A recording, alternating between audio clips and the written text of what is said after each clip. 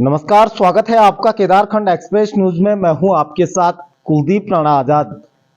इस वक्त तो हम टेमरिया गांव में है। केदार घाटी का एक खूबसूरत गांव है टेमरिया, वहां पे मौजूद हैं। और अक्सर हम पहाड़ में स्वरोजगार की बात करते हैं और बहुत सारे ऊर्जावान नौजवान हैं जो इस दिशा में बेहतर कार्य भी कर रहे हैं। और न केवल वो खुद के लिए स्वरोजगार स्थापित कर रहे हैं बल्कि अपने साथ कहीं अन्य लोगों को भी रोजगार देने का काम कर रहे हैं।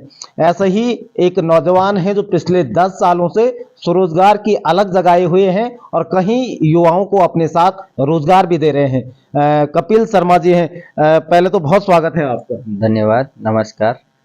अभी हम कपिल शर्मा जी के ही डेयरी और ये तमाम अन्य चीजें भी ये कर रहे हैं, सभी चीजों से आपसे रूबरू करवाए। लेकिन अभी फिलहाल हम उनके गोदाम में हैं और पीछे आप देख भी पा रहे हैं कि बहुत सारी यहाँ पे गायें हैं और पिछले 10 सालों से वो इस कार्य को भी कर रहे हैं। और इसके अलावा बहुत सारे काम उनके हैं। सभी कामों में सभी कामों से आगे हम रूबरू करवाएंगे कि क्या क्या वो काम कर रहे हैं, किस तरह से पूरी ये जो उनकी श्रृंखला है, कब से वो शुरू किया उन्होंने। पहले तो सर शुरुआत बताइए कि कहाँ से शुरू हुआ था गाय को लेकर। आप पहले बात। जब मैं स्कूल लाइफ में था तो तभी से मैं छोटे स्तर पे काम घर पे करता था, तो मेरा शौक भी था ये शुरू से ही। तो उसके बाद मैं कुछ टाइम के लिए बाहर गया, मैंने जॉब भी की 2-3 जगह, समझ में नहीं आया। फिर मैं 2013 में परमानेंट घर आ गया था। तो 2013 में हमने सब्जी का काम स्टार्ट किया था और उस साल तो आपदा भी आई थी, पर फिर भी कुछ सब्जी हम बेच नहीं पाए, पर फिर भी हमें काफ़ी अच्छा मुनाफा मिल गया था, एक मोटिवेशन मिल गया था उस काम को करने के लिए। तो धीरे धीरे हमने सब्जी को आगे बढ़ाया, सब्जी से हमने जारी किया था ये चीज़। फिर मटर में, हमारे यहाँ मटर बहुत अच्छा निकलता, उसने हमें बहुत अच्छा प्रॉफिट दिया। तो फिर 2016 में हमने डेयरी लगाई। डेयरी इसलिए लगाई क्योंकि गोबर की बहुत समस्या हो रही थी। तो उसके लिए हमने एक गाय से शुरू किया। सोचा था कि गोबर के लिए कर रहे हैं, पर डेयरी में अच्छा मुनाफा है क्योंकि डेली की इनकम आती है इसमें। तो उसके बाद हमने डेयरी का काम बहुत बढ़ाया। आज की डेट में हमारे पास 14-15 बछड़े बुछड़े लगा के सब गायें होंगी। तो इसमें हम सेल भी बढ़िया करते हैं, हमारे यहाँ से अच्छे अच्छे बछड़े जाते हैं लोगों के बीच में। तो आज तो हमने काफ़ी बड़ा इसको, अब तो एकीकृत कृषि प्रणाली पे बना दिया है इसको।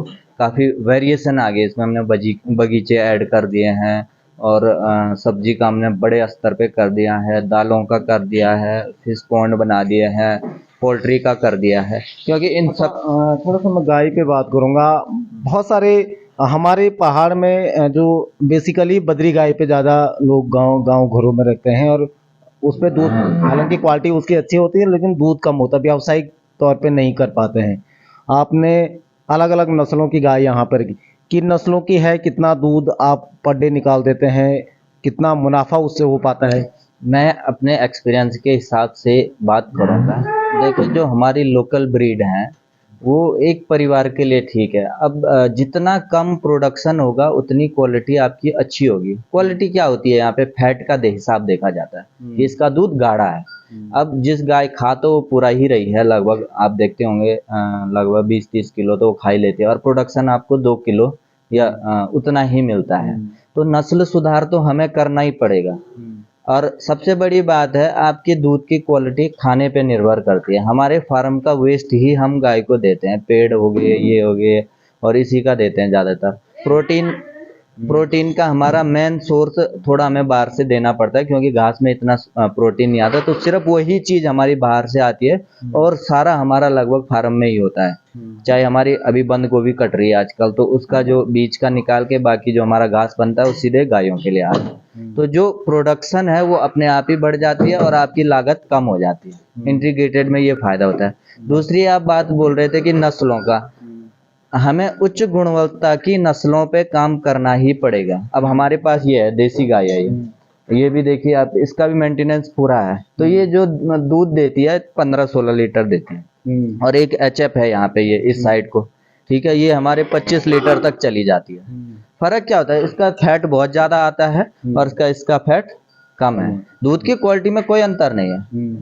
हमारे बच्चे भी वही पीते हैं, हम भी वही पीते हैं, मार्केट में भी वही जाता है। तो ऐसा तो मतलब बहुत सारे लोग बोलते हैं कि वो चीजें, पर मेन वो है खान पान। जैसा हम खिलाएंगे वैसे हमें दूध की प्राप्ति होगी। मेरी गौशाला में मैं बहुत जगह सुनता हूँ कि गायें बहुत ज्यादा रिपीट होती है, मतलब टिकते नहीं है, सीमेन वगैरह।